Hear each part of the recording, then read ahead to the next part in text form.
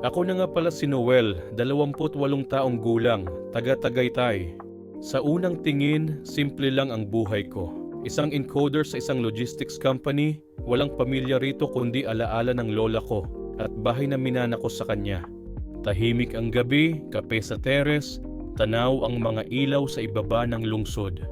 Pero sa likod ng lahat ng yan, may lihim akong pinangangalagaan. Isang bagay na walang ibang nakakaalam maliban sa sarili ko.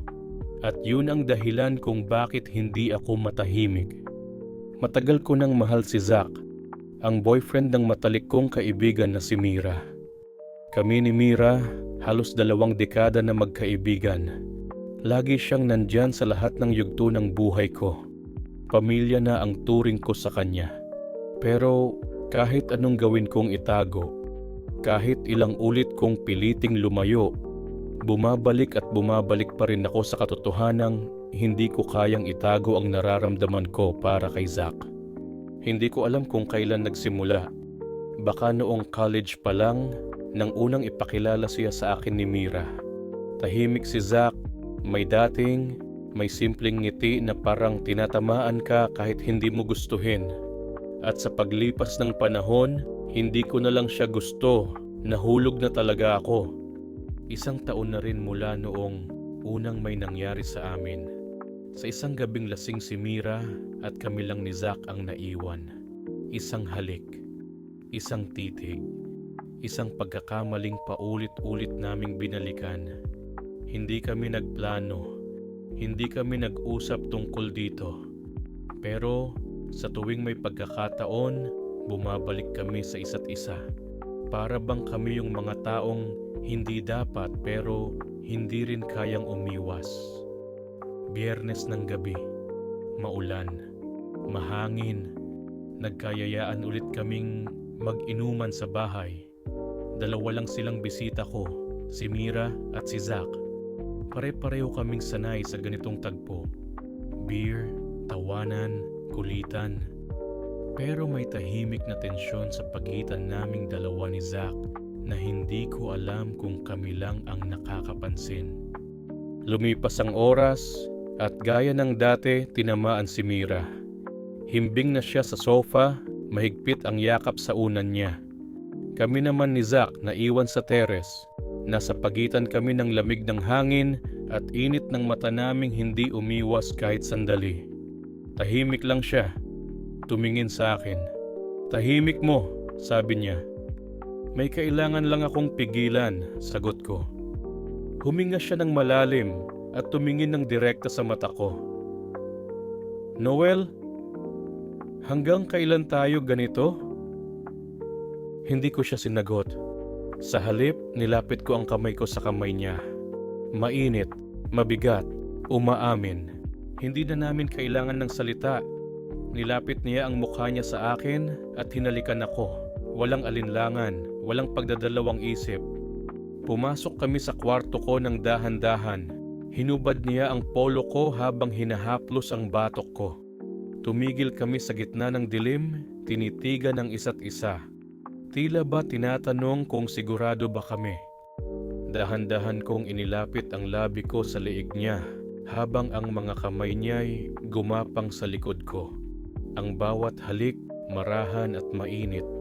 Ang bawat ungol, puno ng pananabik at pangungulila. Hinubad ko ang suot niyang t-shirt at sa ilalim ng buwan, habang ang ulan ay marahang pumapatak sa bintana, pinagsaluhan namin ang isang gabing puno ng damdaming hindi pwedeng ilantad. Hindi ito tungkol sa laman lang. Sa bawat galaw namin, naroon ang bigat ng lahat ng huwag na binawi ng puso naming hindi na kayang magsinungaling. Nang matapos kami, hindi agad kami nagsalita. Nakadantay siya sa dibdib ko, marahang humihinga, habang ako'y nakatitig sa kisame, iniisip kung paano namin babalikan ng normal. Bumangon ako at bumaba para ayusin si Mira sa sofa. Mahimbing pa rin siya. Inayos ko ang kumot niya pero bigla siyang nagsalita habang nakapikit. "Kung niloloko mo ako, may kapalit yan." Nanlamig ako. Hindi ko alam kung panaginip ba yon o gising siya at nagpapanggap.